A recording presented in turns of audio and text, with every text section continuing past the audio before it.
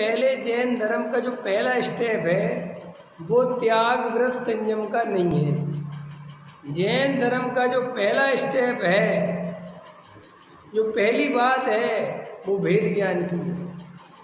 पहले भेद ज्ञान का स्वरूप समझो। देखो भाई, दुनिया में भी कोई काम करते हो आप, वो डायरेक्ट करने नहीं लगते, आप पहले समझते हो। किसी को कोई व्यापार करना है तो पहले ये व्यापार कैसे होगा, कौन से मार्केट में दुकान चलेगी, ये माल बिकेगा कि नहीं बिकेगा, इसकी दुकान, इसकी मार्केट में कितनी दुकानें हैं, सब समझते हो, तब जाके दुकान खरीदते हो, करते हो जो भी है। तो श्री गुरु कहते हैं ऐसे ही धर्म करने मत लग जाओ, पहले धर्म समझो। दुनिया में दो तरह के लोग हैं धर्म के नाम पर। एक तो वो लोग हैं जो धर्म समझते नहीं और करने में लगे हुए, और दूसरे तरह के वे लोग हैं कि वे समझते ही समझते हैं, कुछ करने का पुरुषार्थ नहीं करते।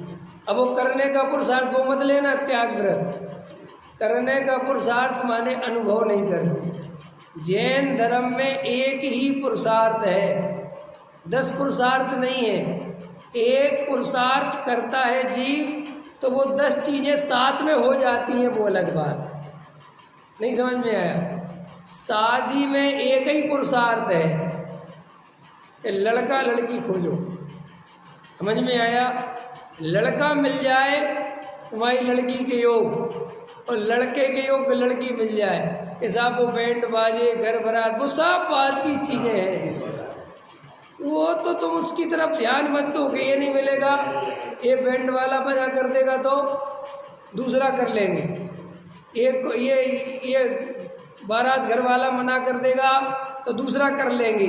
लेकिन लड़की नहीं कर सकते ऐसे कि ये लड़की वाला मना कर देंगे तो दूसरी उठा कर देंगे, ऐसे नहीं होता भैया, ऐसे नहीं चलेगा। ऐसे ही आचार्य भगवंत कहते हैं कि पहले नंबर पर वस्तु स्वरूप समझो, उसके बाद डिवाइडेशन करो, भेद ज्ञान करो, कौन किसका है, शरीर किसका है, संयोग किसके हैं और आत्मा किसका है। ठीक साहब, ये हो जाए, ये निर्णय बन जाए, ये शरीर और आत्मा अलग अलग हैं, संयोग अलग अलग हैं, ये मेरा स्वरूप नहीं है। फिर जो तुम्हारा स्वरूप है कि मेरा क्या स्वरूप है, कि तुमने निर्णय किया ना, कि निर्णय तो कर लिया, कि क्या निर्णय किया, कि जो अंदर जानने देखने वाला ज्ञायक स्वभाव है, जो जानने देखने का कार्य कर रहा है, वो मेरी सत्ता है, वो मेरा स्वरूप है, वो चैतन्य तत्व है, वही मैं हूँ। ये तो मैं निर्णय हो गया कि हाँ साहब, ये शरीर संयोग से भेद ज्ञान करते हुए ये हमें निर्णय हो गया। अब आचार्य कहते हैं उस निर्णय को अनुभव में लाओ। क्या करो? जो तुमने निर्णय किया है ना, दुकान खोल ली, सामान रख लिया, कि अब क्या करो, क्या बेचो, बैठो। ऐसे ही श्री गुरु कहते जो तुमने भेद ज्ञान के बल से आत्मा के स्वभाव का निर्णय किया है, अब एकांत में बैठ के उस आत्मा के स्वभाव का अनुभव करो कि महाराज व्रतशील संयम आदि का क्या करना है, कि उनकी चिंता मत करो। मुनि बनने का क्या करना है, कि बिल्कुल चिंता मत करो। आज तक जितने भी सच्चे मुनि हुए हैं, क्या कह रहा हूँ, आज झूठे की बात नहीं, आज तक जितने भी सच्चे साधु संत हुए हैं, जितने भी मुनि हुए हैं, वे मुनि बन के मुनि नहीं बने।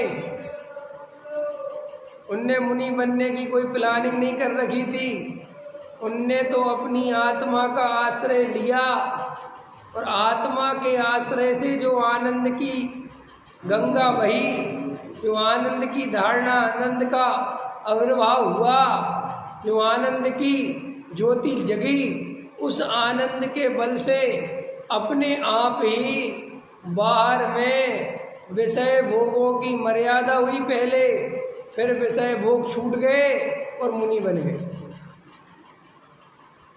प्लानिंग करके कोई मुनि नहीं बनता कि हम 20 साल बाद मुनि बन जाएंगे। और अपने यहाँ तो एक से एक होशियार हैं, हम 60 साल में ये कर लेंगे, हम 70 साल में ये कर लेंगे, 50 साल। प्लानिंग ही प्लानिंग। मुंगेरी लाल के सपने, हसीन सपने। मुंगेरी लाल कोई छोटे मोटे सपने नहीं देखता। मुंगेरी लाल जब भी सपने देखता है तो हसीन देखता है।